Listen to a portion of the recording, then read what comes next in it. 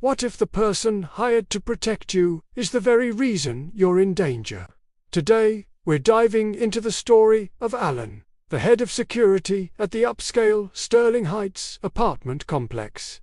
Alan didn't just see himself as a guard. He called himself a vibe curator.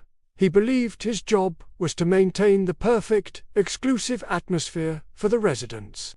But what does that really mean? Alan took a young security guard, Marcus, under his wing.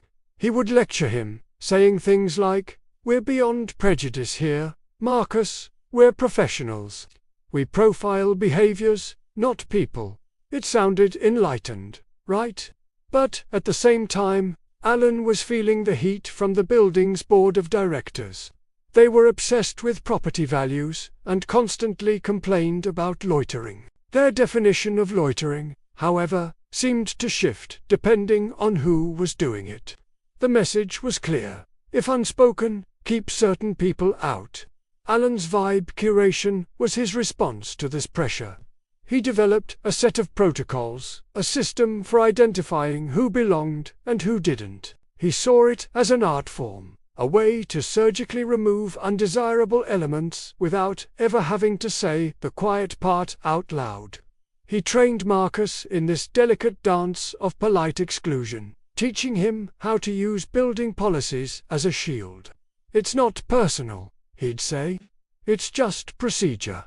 He genuinely believed he was doing the right thing, protecting the community from threats they couldn't even see. He was the gatekeeper, the silent guardian of Sterling Heights' pristine image. But a system built on exclusion is a fragile one, and it was about to be put to the ultimate test. The illusion of Alan's perfect system shattered when an internal memo was leaked. It detailed his specific security protocols, the very ones he taught Marcus. The language was coded, but the intent was crystal clear. It described a tiered system of scrutiny based on appearance, dress, and even the type of delivery service someone was using. Phrases like non-resident presenting individuals and extended stationary presence were used to justify increased surveillance and questioning. Suddenly, Alan's enlightened behavior profiling looked a lot like old-fashioned prejudice, just wrapped in corporate jargon. The residents were in an uproar. The community he claimed to be protecting was now turning on him, accusing him of institutionalizing bias. Alan was reeling, trying to do damage control, insisting it was all a misunderstanding. And right in the middle of this crisis, a storm broke. Not just a metaphorical one, but a real, torrential downpour. As rain lashed against the building's glass doors, a man named David ran up, seeking shelter. David wasn't a stranger. He was the regular guest of a long-time resident, a man Alan had seen and even spoken to dozens of times. David waved, soaked and shivering, trying to get Alan's attention through the lobby's reinforced glass. He just needed to get inside. But Alan was paralyzed. His leaked memo was echoing in his head. The board's pressure, the residents' anger, his own carefully constructed rules, it all converged in this one moment.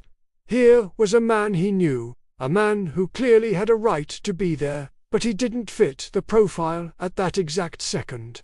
He was wet, disheveled, and panicking slightly. Admitting him felt like a risk. What would it look like? What would the board say? In that critical moment, Alan chose his system over the person standing right in front of him. He looked at David, then deliberately turned away, pretending not to see him. He refused to open the door. David was left outside, alone in the storm, abandoned by the very person meant to ensure his safety. Now we come to the part of the story that's hard to watch, and even harder to forget. We have the security footage from that night. For 6 full minutes, the camera shows David trapped outside in the pouring rain.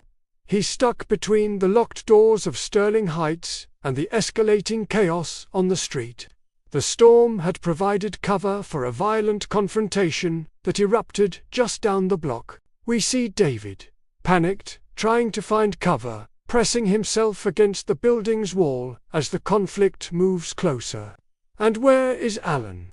He's in the security office, watching it all unfold on his monitor. He sees David. He sees the danger. He sees every desperate glance David throws toward the lobby, begging for the door to open. For 360 seconds, Alan does nothing. He doesn't call the police. He doesn't radio for help.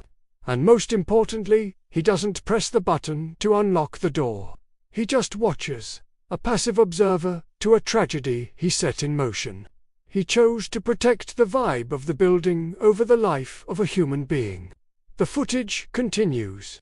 The violence on the street spills onto the sidewalk, right in front of Sterling Heights. In the ensuing chaos, David is caught in the crossfire. The man who was denied shelter, the man Alan knew, was now a victim. All because opening a door was deemed too much of a risk to the building's pristine image. Alan's commitment to his protocols, to his idea of order, led to the ultimate disorder. He wasn't just a bystander. His inaction was an action. His choice to do nothing had the most devastating consequence imaginable. We end here, in the quiet of this studio, with the echoes of that security footage. The story of Alan is a chilling one.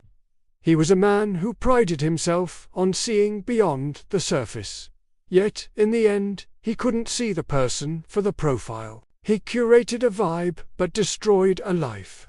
He had a choice: to uphold a flawed, discriminatory system, or to show a basic act of human decency.